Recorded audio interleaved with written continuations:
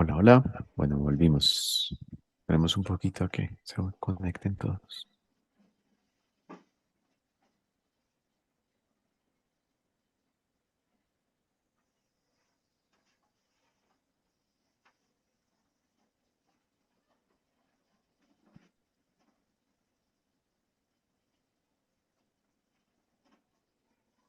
¿Conocen todos el libro de Schoenberg sobre composición? Fundamentals of Composition, de Schoenberg. Ese debe estar por ahí. En esa versión de disfrute ahora, pague después. Em,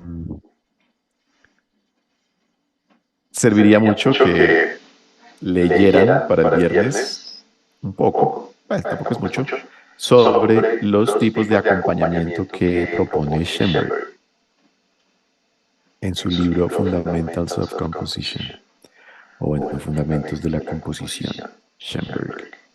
Si de pronto alguno por ahí lo tiene o algo, pues puede compartirlo. Para que, bueno, digamos que vengan un poquito más preparados sobre el tema de acompañamientos, tipos de acompañamiento, porque eso es más de composición que de orquestación, y así pues yo poder ya ir directamente a lo que es orquestación. Además, como un material complementario que les puede servir. De hecho, es un muy buen libro, vale la pena comprarlo. Yo lo compré. Es un libro que, pues bueno, uno a veces en la composición ha olvidado las cosas básicas de una composición. Y eso le soluciona mucho la vida a uno. Entonces vale la pena que lo lean. Pero pues si algo lean sobre el acompañamiento. Dime, Juan David. Maestro, yo lo tengo, si quiere se lo comparto en un momento. Vale, listo. Tienes en PDF.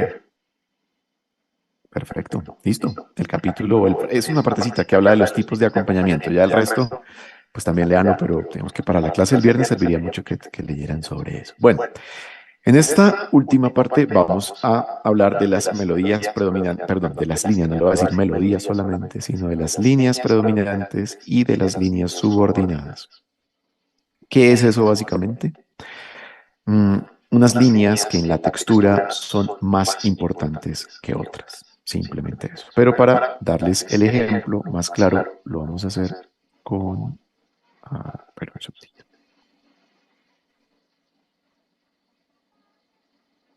Con esto. Listo. Ya nosotros vimos lo que es una línea. Dijimos que las líneas, bueno, puede ser una sucesión de notas con un ritmo particular que puede ser estático, puede ser variable. Una melodía es un tipo de línea que también entra aquí. Entonces, sino que me gusta verlo desde las líneas, más para hacerlo un poco más amplio. Pero bueno, vamos a escuchar aquí un coral. En un coral, justamente esto conecta un poco con la pregunta que me hacía ahorita Julio al final sobre el voicing. Bueno, pues aquí entramos. Esta es una forma como ya de ir conectando todo este tema de líneas y melodías a lo que vamos a seguir, que es la armonía, ¿cierto? En donde ya se involucran más voces, básicamente. Y en otros términos, lo que se involucran son más líneas. ¿Listo? Eh, entonces, pues nada, vamos a escuchar este coral por ahora.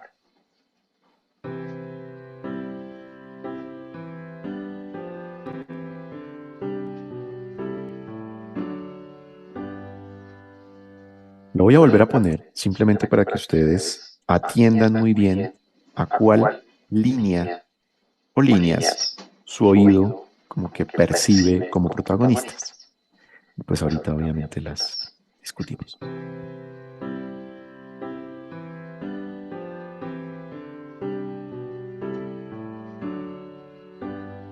Bien, ¿qué líneas o línea es predominante acá?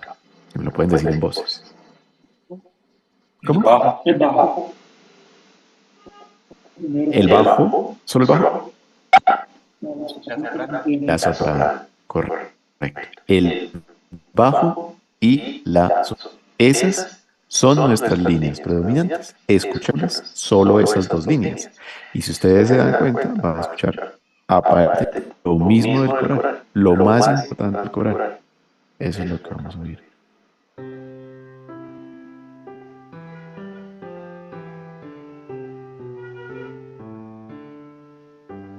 Listo.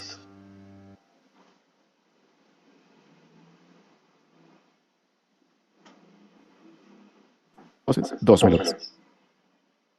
De estas, y todo lo que acabamos de la hora y media anterior. Todo eso aplica para cada línea de estas. ¿Listo? Toda esa puedes hacer a 2 octavas, como quieras. Bien. Líneas.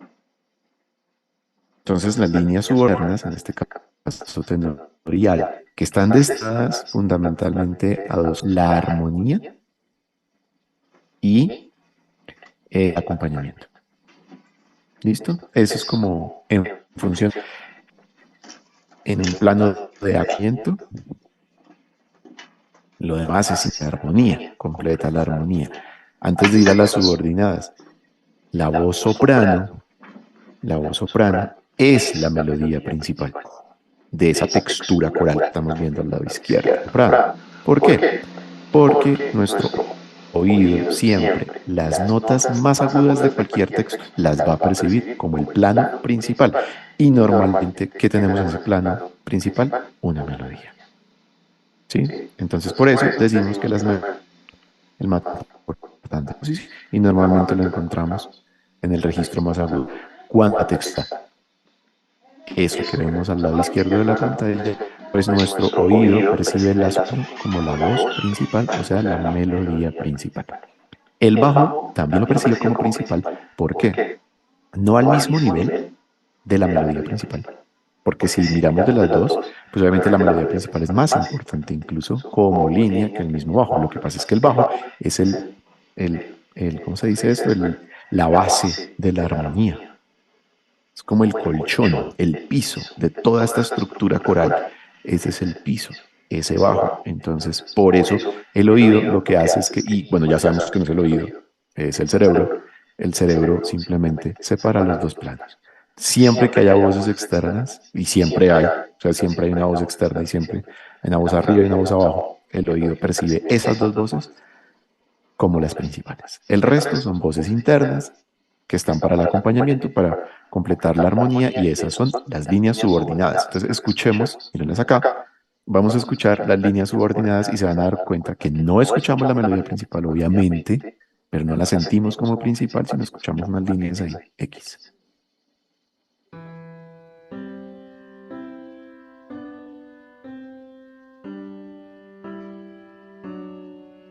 Y esto es de Bach, no, esto no es de Oscar Olaya, esto es de Bach.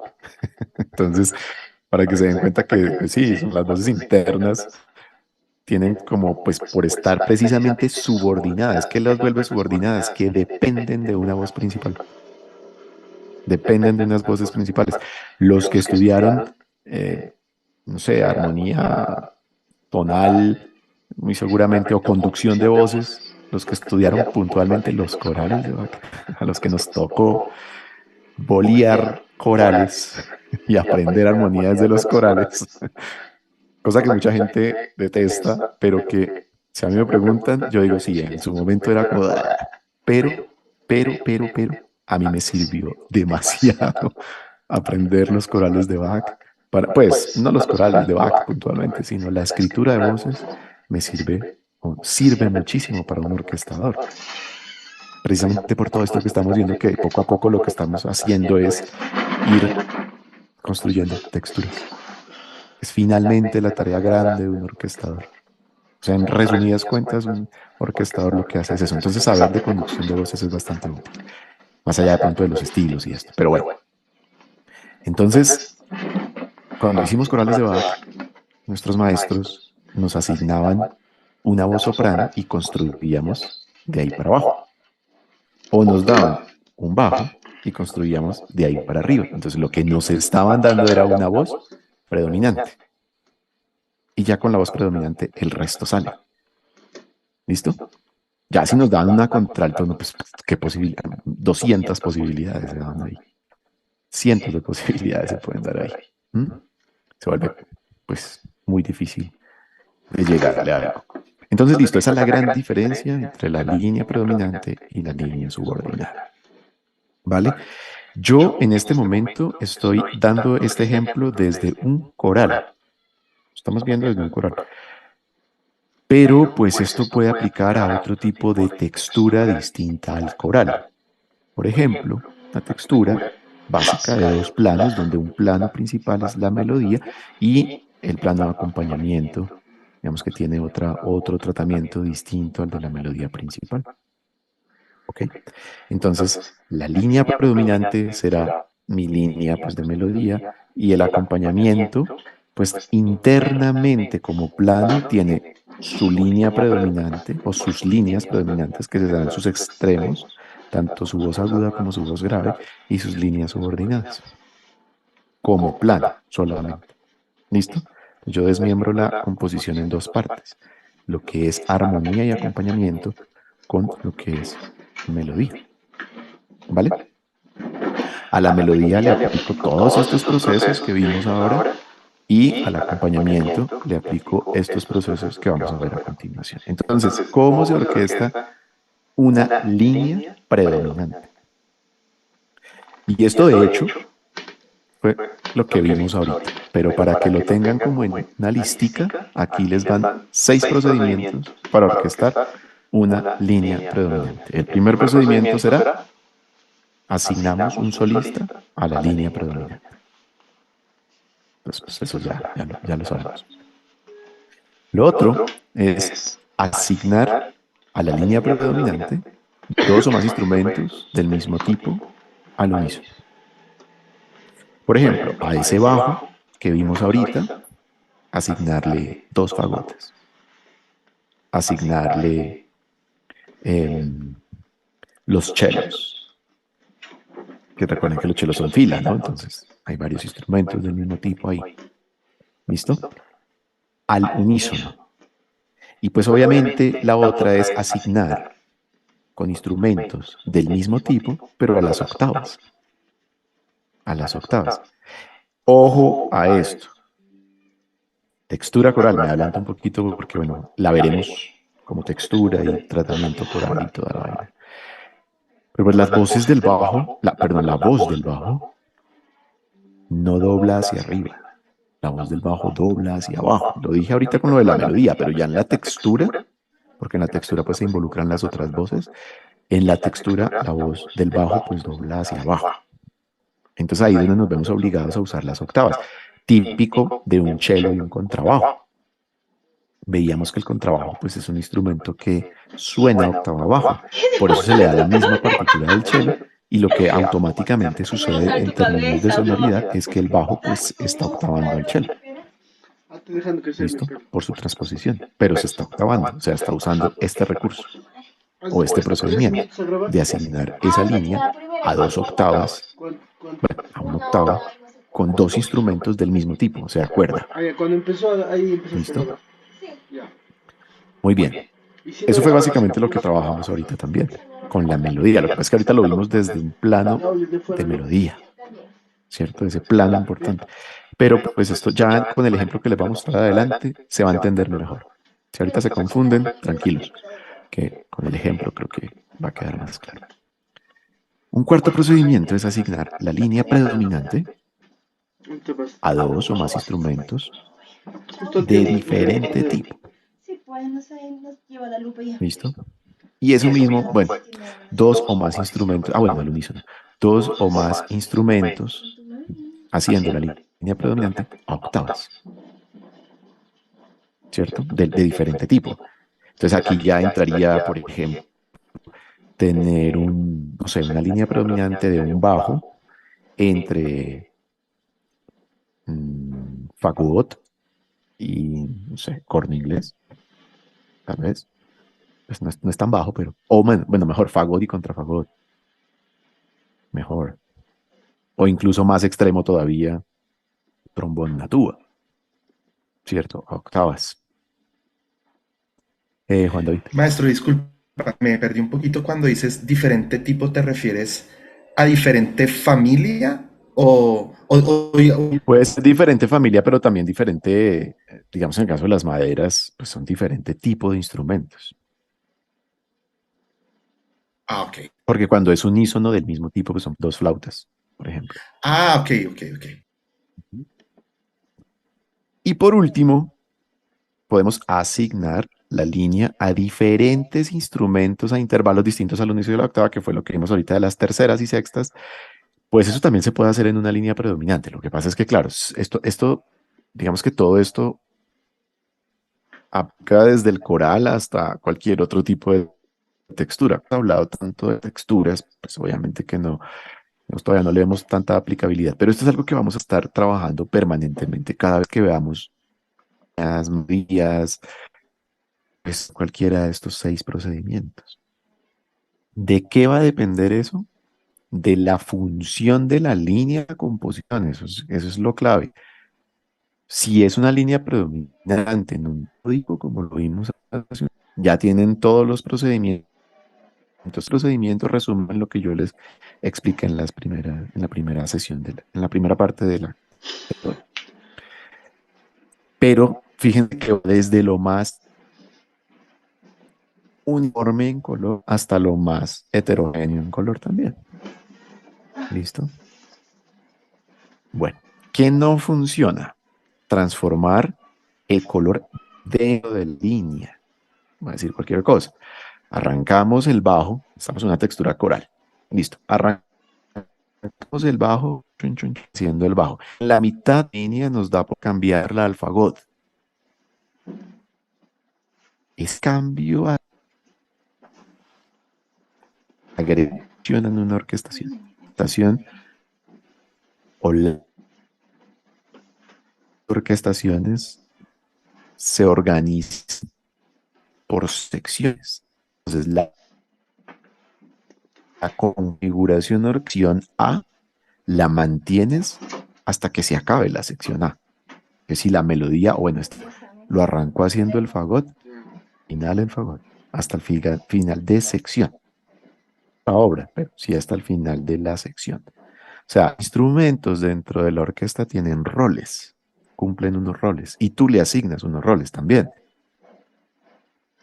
Tienen roles que son más comunes y roles que son pues menos frecuentes. En el caso que estamos aquí puntualmente hablando de un fagot, pues sabemos que el fagot dentro de su familia pues es el bajo, ¿cierto? Entonces cumple ese rol del bajo, ya, en la familia. Es como el rol más común. Pero podría llegar a ser también un solista, en un plano ya de melodía y no en un plano de un bajo dentro de la armonía. Tendría otro rol, ¿cierto? Y algo que se nos suma aquí, que es las melodías secundarias. Cuidado que línea subordinada no es lo mismo que melodía secundaria. Porque en otros términos, la melodía secundaria simplemente se suma a ese nivel de la melodía. O sea, en orden de planos estaría melodía principal, melodía secundaria y acompañamiento. El acompañamiento siempre va a ser el fondo, ¿cierto? Entonces hay una textura que es la textura de 3 planos en donde tu oído percibe 3 elementos.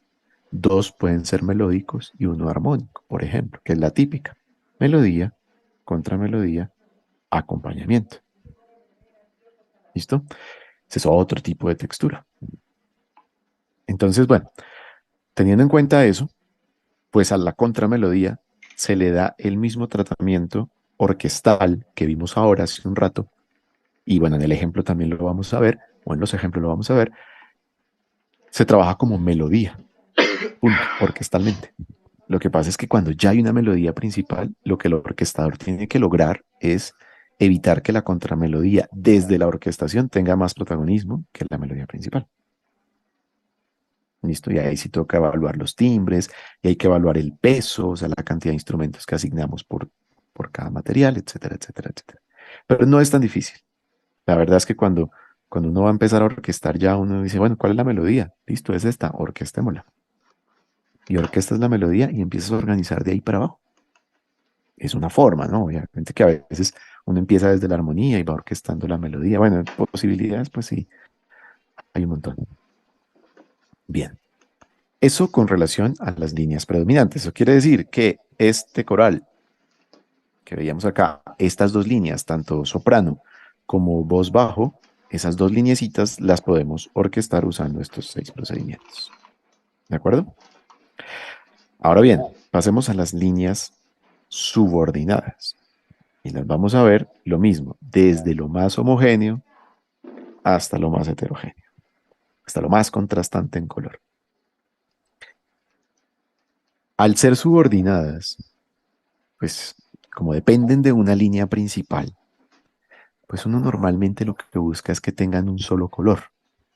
Bien, entonces por eso la más común es esta, asignar la línea o ese material secundario a un grupo de instrumentos del mismo tipo en una o más octavas, pero entonces podemos tener que si la línea predominante yo la asigné en una textura de melodía y acompañamiento, la típica, a un instrumento solista, un corno inglés haciendo un solo, entonces utilizo mis cuerdas, solo mis cuerdas, para el acompañamiento. ¿Listo? Entonces ahí que tengo que el acompañamiento es subordinado a la melodía principal, ¿cierto? Entonces lo asigno pues a un grupo homogéneo, que son las cuerdas. ¿Listo? Ya luego vamos a ver cómo se puede distribuir las voces en las cuerdas, que no es solamente violín, viola, cello y contrabajo en ese orden. No, hay muchas posibilidades. Giovanni, Buenos días, buenas noches. hola. Hablando Es- de... Escucho al fondo más el instrumento que tu voz. justamente estoy pensando, maestro, hablando sobre la melodía principal, luego el coral, y ahorita que los 6 procedimientos, así mismo como el coral tiene sus reglas que pues, nos enseñan a nosotros. También la orquestación tendría ese tipo de reglas, por ejemplo, las octavas paralelas, quintas. Lo de las octavas Entonces, paralelas, sí, pero es lo como de para las, dar un ejemplo. ¿Sí? sí, pero digamos que lo de las octavas paralelas no está directamente relacionado a los instrumentos, sino a la distribución de voces en ese coral previo que tú haces de la armonía. Tú haces un enlace de acordes, una progresión de acordes, ¿cierto? En función, armonía funcional, por ejemplo, sí. Entonces un primero, un cuarto, un quinto, haces como toda la progresión. Haces el coral de esa progresión y en ese coral, pues obviamente que evitas, ¿no? Según sea el caso, pues evitas tus quintas paralelas, tus octavas paralelas, etcétera, etcétera, etcétera. Ahí en el coral. Pero una vez tienes el coral, ese coral luego tú lo llevas a la orquestación. Entonces tú empiezas a decir, listo, el bajo lo voy a orquestar con una duplicación de chelos, contrabajos, tuba. Y a octavas. Esos no son octavas paralelas. No son octavas paralelas, ¿por qué? Porque simplemente lo que estás es octavando una voz. El paralelismo se da entre voces, pero no en una sola voz que se está octavando. Entonces, digamos que ahí no pasaría nada de eso. Cuando entremos al par de clases a ver la textura homofónica, pues ahí vamos a hablar justamente de esa disposición de voces y cómo asignarlas a las familias o a combinaciones de familia, y pues se van a dar cuenta que se pueden cruzar instrumentos, pero no hay cruce de voces. Ejemplo típico, un cello haciendo la voz soprano, o sea, por arriba, mientras violines por debajo del cello, pero eso no es cruce de voces. O sea, no estamos, digamos, violando ninguna norma. ¿Ok? Vale, listo. Procedimiento número 2 para líneas secundarias, perdón, para líneas subordinadas. Asignar la línea o ese material secundario a un grupo de instrumentos disímiles, es decir, pues ya otros colores, digamos, cornos franceses. Hay una que es, se las voy a mostrar ahorita, de hecho. Corno francés fagot. Corno francés metal, fagot madera.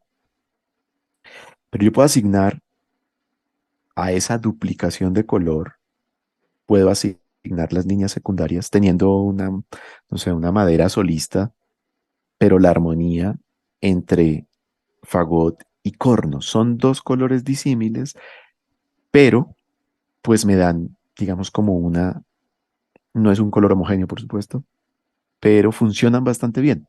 Esa es la otra, que por más disímiles que sean, porque el uno es metal y el otro es madera, recuerdan ese Excel maravilloso donde yo les mostré la construcción de los instrumentos, materiales, envolvente y eso. Por esas razones, muchos instrumentos se vuelven muy empáticos, a pesar de ser disímiles, y entonces funcionan en una orquestación. Uno de esos, este puntualmente. O sea, ese lo van a encontrar un montón. Fagot y corno, básicamente así, véanlo. El fagot abajo, el corno aquí, fagot acá, corno acá. Eso tiene un nombre que no me voy a adelantar, pero esa combinación en esa forma funciona bastante bien. ¿Listo? Como muchas otras. Mm, bueno, la siguiente opción es asignar un solo instrumento a cada elemento o a cada línea, manteniendo una sonoridad similar. Un instrumento por línea, pero manteniendo una sonoridad similar. Por ejemplo, las cuerdas con con las maderas o las maderas con los metales, etcétera, etcétera, etcétera. Y la más heterogénea de todas, pues asignar un solo instrumento a cada línea, pero generando mayor heterogeneidad. Ahí sí viene, por ejemplo, las maderas. Pues obviamente que uno se va al grupo más heterogéneo y la tiene, ¿cierto? Asignar material o líneas secundarias a flauta o y clarinete. Tienes tres colores ahí. Entonces, pues obviamente que esa combinación, esa línea, se te va a volver mucho más heterogénea. Lo vimos al principio en esa combinación de octavas, lo hicimos, pero pues también en el unísono genera un poco como esa particularidad de color. Recuerden, entre menos combinaciones hagan, más claro puede ser, digo, porque es que tampoco se trata de ponerlos en una norma, no. Lo que pasa es que las combinaciones, cuando uno está orquestando, digamos, en sus primeros pasos, cuando se trata de combinar, uno dice, a veces uno no sabe qué hacer, ¿no? Entonces, no, por registro ya dijimos que no. Sí, bueno, yo les di un Excel ahí con unos colores, pero cuáles funcionan, cuáles no. Entonces, aquí les estoy dando otra información en donde ustedes pueden ya tomar una decisión. Depende del material. Si se dan cuenta, todo va a depender del material. Y no solo del material, el carácter. Para mí, lo más importante es el carácter. Yo orquesto desde el carácter, así como dicen, yo lo siento, a mí me lo sopla la misma música. Yo solamente soy una persona que transcribe lo que la música me dicta. Así orquesto yo sé que no debería decir eso, debería ser más, yo debería ser más la técnica, ¿no? La técnica al servicio de lo que uno necesita, de hacer arte, es que también se nos olvida mucho eso, ¿no? Como que nos volvemos muy la teoría, lo que dice el libro y se nos acabó, ¿no? Si no, no la estás haciendo bien. Tenemos que proponer de alguna manera también. Y pues obviamente probar todo lo que ya ha sido efectivo. Si fue efectivo para Korsakov, si fue efectivo para Tchaikovsky, para el que sea, pues lo será también para ti, ¿no? Es un poco como la cuestión. ¿Preguntas? ¿No? Perfecto. Me asombra lo claro que soy. Ok, uy, Dios mío, no. No hay preguntas, es muy raro, pero bueno, buenísimo. Entonces, vamos a ir al ejemplo. Vamos a ir a un par de ejemplos. El primero que vamos a analizar es Dvorak, perdón, Bruckner, no, hoy no vamos a analizar Dvorak, qué pesar. Bruckner, Sinfonía 5. Vamos a mostrarles el PDF primero. De hecho, vamos a hacer un ejercicio antes de que salga el PDF. Ahí sí lo vamos a escuchar, pero quiero que primero hagamos un ejercicio y vamos a ver el PDF, vamos a ver la partitura. Yo les voy a mostrar los fragmenticos y cada uno con su audición interna se va a dar cuenta, se lo va a imaginar. Así le suena un reggaetón allá, no importa, pero bueno, algo le tiene que sonar. ¿Listo? Entonces, yo les muestro la partitura y les voy diciendo lo que tienen que ir escuchando y luego pues ya escuchamos y bueno, ustedes ahí tomarán y sacarán, perdón, sus propias conclusiones. Bueno, entonces vamos a ir al PDF. Bien, vamos a hacerle así para que sea grandecito. Bueno, así arranca este segundo movimiento. Tengo algo con los segundos movimientos, no sé por qué. Tranquilos que después vemos un primero y un tercero, no sé por qué. Pero vamos a visualizar, solo visualicen este score, por ejemplo. esta página de score. Aquí están nuestras maderas a dos, cornos, trompetas, trombones, acá hay un timpani y las cuerdas, hagámosle un poco de zoom. Las cuerdas están en pizzicato, ¿sí? Todas. Es que por la versión es que se note mucho, pero bueno, ahí dice pizzicato. Todo el mundo está en pizzicato. ¿Listo? Toda la cuerda. Vamos a ver, analicen las notas. Analicen si esto es un bloque de acorde o si esto es más bien una línea. ¿Qué es? ¿Es línea? ¿Es acorde? ¿Son voces? ¿Es Línea, línea, sí o no? ¿Y cómo está orquestada? unísono. Unísono. O sea, veamos. Unísono de violines unos, hágame el favor, violines 1 con violines 2 al unísono, perfecto. Violines, capa de violines con violas al unísono, pero en chelos no está al unísono, está a la octava. Entonces, básicamente es una línea que está a una octava. Ya, orquestada a una octava, es decir, hizo el tratamiento número 2 del que hablamos hace un ratico. Y encima de esa capa ya sabemos que eso es una línea que está sonando. Ya, si ven que ahí, por ejemplo, uno ya no se deja engañar, porque ustedes ven esto y dirán, no, armonía. No necesariamente es una armonía, es una voz y es una línea y ya está. ¿Vale? Dime, Germán. Ahí vemos que está octavada, sí, con el violonchelo, pero el contrabajo también está haciendo una octava más abajo, ¿no? Está haciendo una octava más O sea, abajo, correcto. Sí, o sea, serían en realidad serían dos octavas. dos, serían Dos dos. octavas, correcto. O sea, fíjense una cosa, es grande, pero es línea, ¿cierto? Y uno como ve tantas notas, pues no es acorde. Bien, eso hay que verlo. Listo. Y encima, de repente, vemos acá. Ah, perdón, Oscar, creo que tenía la mano levantada. ¿O era lo mismo? No, era exactamente lo mismo sobre Vale, el trabajo. lo del contrabajo. Bien. Viene aquí, tenemos el oboe. Algo rápido que ustedes ven aquí de la escritura para aprovechar. Dice oboe 1, 2, pentagrama compartido. Aquí dice 1, punto solo, ¿sí? A pesar de que aquí se ve la escritura en dos voces, donde el segundo oboe pues está en silencio. Escritura a dos voces, todas las plicas hacia arriba para el oboe 1, todas las plicas hacia abajo para el oboe 2, pero dice solo, el solo, ojo, el solo no es una indicación de cantidad de instrumentos, sino una indicación de carácter. Carácter. El solo es indicación de carácter. Lo que quiere decir que el director de la orquesta, de alguna manera, se guía primero por el solista y digamos, por la interpretación del solista. Si el solista dentro de su fraseo hace unos rubatos, es responsabilidad del director sostener la estructura que está ocurriendo, en este caso, las cuerdas, a la intención del solista. Todo eso es lo que significa una indicación solo. Entonces, cuidado, solo no es indicación de cantidad de instrumentos. Por eso escribe el 1. Ay, perdón. El 1. Le di clic a esto y se me fue. ¿Listo? Vale.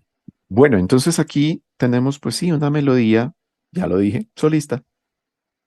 Entonces, de los tratamientos que vimos al inicio, tenemos melodía solista en un registro de proyección melódica contra una línea, más que melodía, contra una línea en un segundo plano, octavas, de un solo color. ¿Listo? ¿Cuál es línea predominante? ¿Cuál es línea secundaria?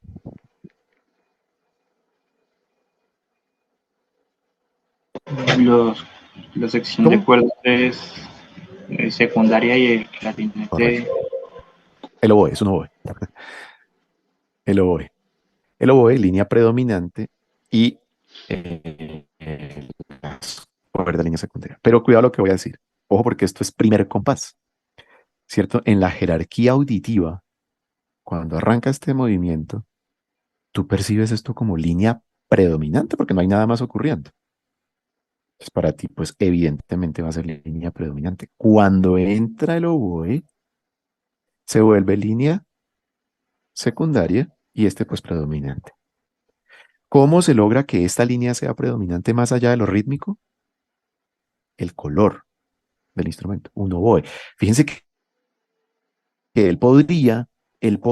aquí Bruckner podría, no sé, no orquestar violines acá y dejar el espacio para que los violines hagan esa línea, esta línea, en arco, ¿sí? Contra un pizzicato. Se va a notar también.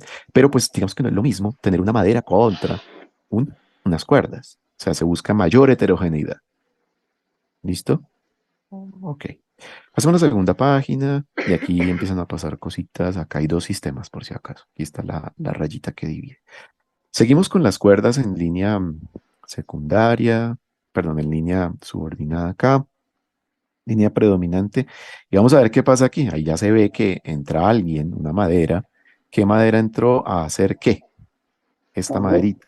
un Fagot fabiano, está haciendo exactamente la misma melodía del oboe, pero pero ¿dónde? octava abajo. Octava abajo, octava abajo. ¿Listo? Entonces, acá hay una duplicación a la octava, ¿cierto? Duplicación a la octava, cañas dobles. O sea, hay mayor homogeneidad de todas maneras. Sí, son diferentes, pues un oboe y un fagot, claro, pero hay algo de similitud por aquello de la caña doble. ¿Se acuerdan que yo les dije que se podían combinar las maderas libremente? Pues vea, ahí está, libremente. Bueno, ¿qué pasa por aquí? Entra clarinete, esto es un clarinete si bemol, entra a octavar este gesto, que es un gesto conclusivo de la frase,